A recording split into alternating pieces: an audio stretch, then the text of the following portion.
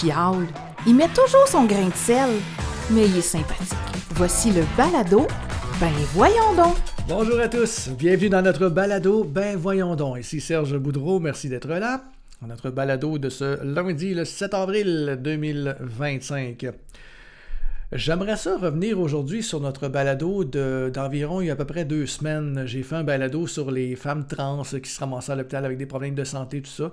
Ceux qui l'ont vu, il y en a plusieurs qui ont réagi à ce balado-là. Merci, premièrement, de l'avoir fait. Deuxièmement, je vais faire un petit peu de rectification parce qu'il y en a qui ont des commentaires intéressants, mais il y en a qui ont des commentaires un petit peu nono, c'est bon. Quoique je m'y attendais un petit peu. Donc, on va faire une petite rectification aujourd'hui de ce balado-là. Ce que j'explique dans le balado-là, c'est que un homme trans, c'est un homme qui pense comme une femme, qui pense qu'il est une femme, qui se maquille comme une femme, qui parle comme une femme, qui va s'habiller comme une femme, mais ça reste un homme pareil à la base. Donc, moi, à partir de là, j'ai pas de problème, ça me dérange pas. Quelqu'un qui agit de cette façon-là, moi, j'ai aucun problème. Si tu fais ta vie, sois heureuse et vas-y, abuse-toi. C'est le problème, c'est que quand on descend du côté de la science et quand on essaie de nous faire accroire des choses qui ne fonctionnent pas, moi, c'est là que je décroche.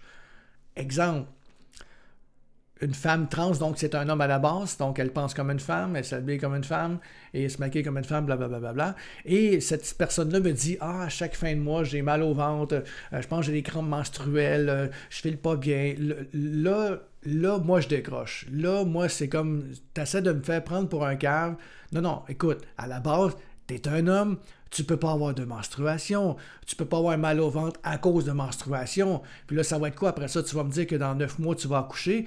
Non, moi, quand ça descend jusque-là, c'est là que je décroche. C'est là que ça me fâche un peu parce que c'est comme si la personne me prenait pour un cave.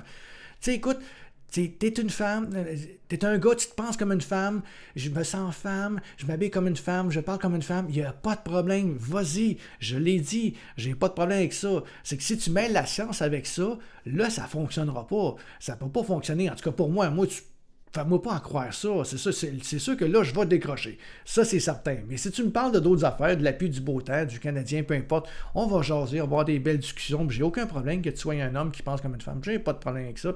C'est ce côté-là que moi qui me gosse un petit peu plus. En faisant des recherches, j'ai trouvé une chose intéressante concernant justement les différences entre les hommes et les femmes, puis toutes les trans, toutes ces choses-là. Je sais pas si vous vous rappelez, il y a à peu près 2 ans, on a eu les Olympiques à Paris. Et il y avait eu une controverse en boxe.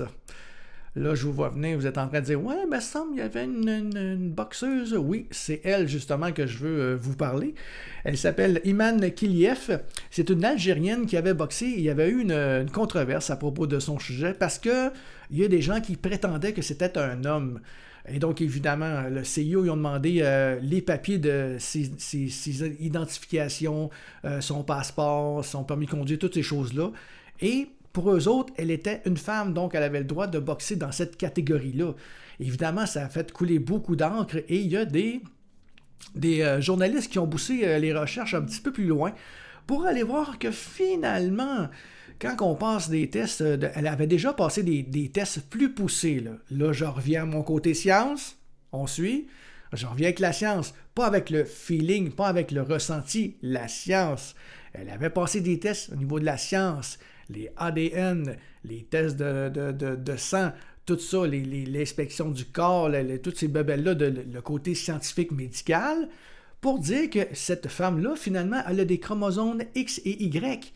Donc, elle est un homme. Elle n'est pas une femme, parce que si elle serait une femme, les tests auraient démontré qu'elle aurait eu des chromosomes de XX, mais elle a des chromosomes de X et Y. Donc ça, c'est la preuve scientifique qu'elle est un homme. Donc ça fait une controverse, parce que donc c'est un homme qui boxe dans une catégorie de femmes. Donc de là la controverse qu'il y avait eu. Pour rajouter un petit peu dans cette idée-là, c'est que ça m'amène à penser un peu que le côté homme et côté femme, c'est pas la même chose. On a beau dire ce qu'on veut, les hommes et les femmes ne sont pas faites pareil. Là, je dis pas que, pognez pas une heure, je dis pas que les femmes sont moins bonnes que les hommes, je dis que les femmes sont différentes. C'est 2 entités complètement différentes. Et une bonne façon de prouver la différence entre un homme et une femme, c'est au niveau du sport, comme à la boxe, comme je viens d'expliquer là. Mais imaginez 2 secondes, dans plein d'autres sports, on voit une énorme différence. On peut pas mixer les deux.